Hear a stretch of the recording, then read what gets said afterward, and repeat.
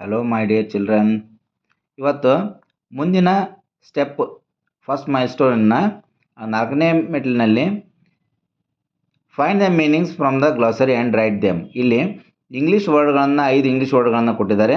ಈ ಕಡೆ ಅವುಗಳ ಕನ್ನಡ ಮೀನಿಂಗ್ಗಳನ್ನು ನಾವು ಬರಿಬೇಕಾಗುತ್ತೆ. ಈ ಕನ್ನಡ ಮೀನಿಂಗ್ಗಳು ನಮಗೆ ಎಲ್ಲಿ ಸಿಗ್ತಾವಂದರೆ ಪುಸ್ತಕದ ಹಿಂಭಾಗದಲ್ಲಿ A to Z ಇರುವಂತಹ ನಿಮ್ಮ ಪುಸ್ತಕದಲ್ಲಿ ಬಂದಿರುವಂಥ ಎಲ್ಲ ಡಿಫಿಕಲ್ಟ್ ವರ್ಡ್ಸ್ ಅಂತ ಏನು ಹೇಳ್ತೀವಿ ನಾವು, ಅವುಗಳ ಮೀನಿಂಗ್ಗಳನ್ನು ಕೊಟ್ಟಿರ್ತಾರೆ. ಅವುಗಳನ್ನು ಹುಡುಕಿ ನಾವಿಲ್ಲಿ ಬರಿಬೇಕಾಗುತ್ತೆ.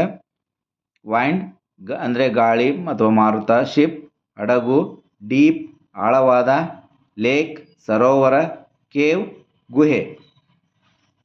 ಈಗ ಮುಂದಿನ ಸ್ಟೆಪ್ಗೆ ಬರೋದಾದ್ರೆ ನಾವು ಇಲ್ಲಿ find the meanings of the words in column A and match them with column B. ಇಲ್ಲಿ ಕಾಲಮ್ ಎ ಇಲ್ಲಿ ಪ್ರಾಣಿಗಳ ಮರಿಗಳನ್ನು ಕೊಟ್ಟಿದ್ದಾರೆ. ಆ ಮರಿ ಯಾವುದಕ್ಕೆ ಸೇರ್ತೈತಿ ಅನ್ನೋದನ್ನು ಕಾಲಮ್ ಬಿ ಯಲ್ಲಿ ಕೊಟ್ಟಿದ್ದಾರೆ. ಇಲ್ಲಿ ನೀವು ನೋಡ್ಬೋದು, ಈ ಕೆಳಗಡೆ ಬಾಕ್ಸ್ ಕೊಟ್ಟಿದ್ದಾರೆ. ಕಾಲಮ್ ಎ 1 to 8 ಇದ್ದಾವೆ, ಮತ್ತು ಕಾಲಮ್ ಬಿ ಯಲ್ಲಿ ನಾವು ಅದಕ್ಕೆ ಯಾವುದು ಮ್ಯಾಚ್ ಆಗ್ತದೋ ಆ ಒಂದು A to H ಇರುವಂಥ ಲೆಟರ್ಸ್ಗಳನ್ನು ನಾವಿಲ್ಲಿ ಮ್ಯಾಚ್ ಮಾಡಬೇಕಾಗುತ್ತೆ. ಫಾರ್ ಎಕ್ಸಾಂಪಲ್ ಕಬ್ ಅಂದರೆ H ಅಲ್ಲಿದೆ ಎ ಯಂಗ್ ಲಯನ್. ಕಬ್ ಅಂದರೆ ಸಿಂಹದ ಮರಿ ಅಂತಂದು ಅದಕ್ಕೆ ನಾವು H ಅಂತ ಕೆಳಗಡೆ ಬರೀಬೇಕಾಗುತ್ತೆ. ಸೆಕೆಂಡ್ ಒನ್ ಕಿಟನ್ ಅಂದರೆ ನಿಮಗೆಲ್ಲರಿಗೂ ಗೊತ್ತೈತಿ. ಜಿ ಅಂದರೆ ಎ ಯಂಗ್ ಕ್ಯಾಟ್. ಕಿಟನ್ ಅಂದರೆ ಬೆಕ್ಕಿನ ಮರಿಗೆ ನಾವು ಕಿಟನ್ ಅಂತ ಕರಿತೀವಿ. ಇದೇ ರೀತಿ ಈ ಮರಿಗಳಿಗೆ ಪ್ರಾಣಿಗಳ ಒಂದು ಹೆಸರುಗಳನ್ನು ಯಾವುದರ ಮರಿ ಅನ್ನೋದನ್ನು ಕಾಲಮ್ ಬಿ ಯಲ್ಲಿ ಕೊಟ್ಟಿರೋದನ್ನು ನಾವು ಈ ರೀತಿಯಾಗಿ ಮ್ಯಾಚ್ ಮಾಡ್ತಾ ಹೋಗ್ಬೋದು. ಇನ್ನು ಮುಂದಿನ ಒಂದು ಮೈಲ್ಸ್ಟೋನ್ ನೋಡ್ಬೇಕಂದ್ರೆ ಇಲ್ಲೊಂದು ರೈಮ್ ಕೊಟ್ಟಿದ್ದಾರೆ. Exploring unknown words, read the poem and find the meanings of the unknown words. ಇಲ್ಲಿ ನಿಮ್ಗೆ ಯಾವುದು ಅನ್ನೌನ್ ವರ್ಡ್ಸ್ ಅಂತ ನಿಮ್ಗೆ ಅನಿಸುತ್ತೋ ಅವುಗಳನ್ನು ಇಲ್ಲಿ ಕೆಳಗಡೆ ಬರೀಬೇಕು. ಅವರು ಕೆಲವೊಂದು ಅನ್ನೌನ್ ವರ್ಡ್ಸ್ಗಳನ್ನು ಬ್ಲೂ ಲೆಟರ್ಸಲ್ಲಿ ಕೊಟ್ಟಿದ್ದಾರೆ, ನೀವು ಪುಸ್ತಕದಲ್ಲಿ ನೋಡ್ಬೋದು. I found a shell, A curly one, lying on the sand, I picked it up and took it home, cold inside my hand. Mummy looked at it and then she held it to my ear.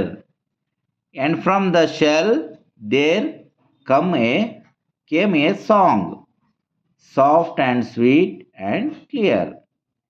ಇದು C song ರೈಮ್ನ 2 ಸ್ಟ್ಯಾಂಜಾಗಳು. ಇಲ್ಲಿ ನಮಗೆ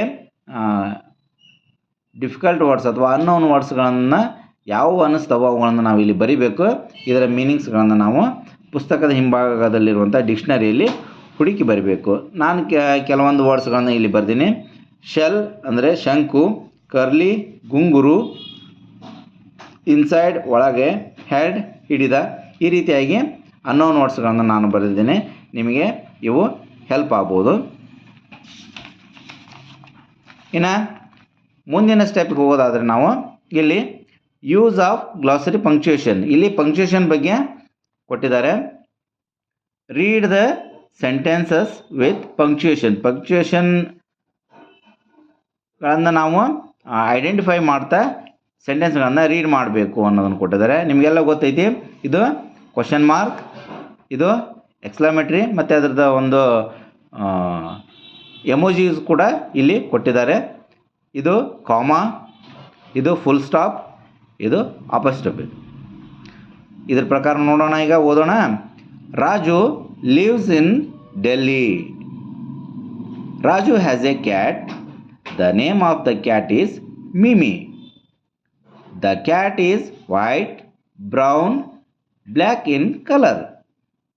do you like cats? Wow, look at the cat. That is Raju's cat. ಮಕ್ಕಳಿಗೆ ಗೊತ್ತಾಯ್ತಾ?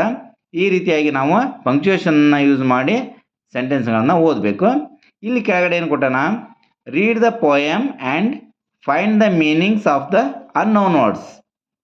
ಇಲ್ಲಿ circle the punctuation marks in the given sentence. ಇಲ್ಲಿ punctuation ಮಾರ್ಕ್ಸ್ಗಳನ್ನು ನಾವು circle ಮಾಡಬೇಕು, ಮತ್ತು ಅನ್ನೋನ್ ವರ್ಡ್ಸ್ಗಳನ್ನು ನಾವೇನು ಮಾಡಬೇಕು, ಅದರ ಮೀನಿಂಗ್ಸ್ನ ತಿಳ್ಕೋಬೇಕು. ಇಲ್ಲಿ Riya called our sisters Vani and Rani to play.